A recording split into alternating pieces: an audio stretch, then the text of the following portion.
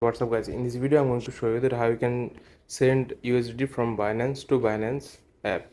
So let's jump into the video. What you have to do, first you have to open up your Binance app, then you have to click on your profile and you have to click on your wallet address. You have to click on wallet icon here, then you will see all of your coins here.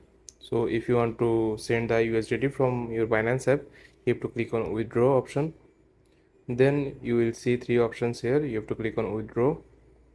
After that you have to select the USDT to send the USDT from your Binance app, then you have to click on send via crypto network if you want to do that.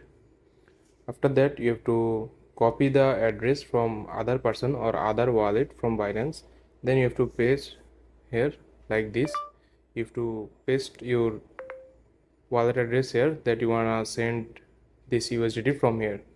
So after that the network will automatically detected that you have selected from receiver here option, then you have to click the amount, put the amount here.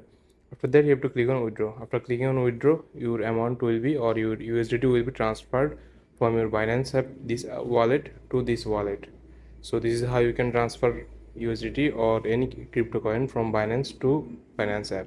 I hope you find this video helpful guys. Please leave a like on this video and subscribe my channel for more video like this. Peace.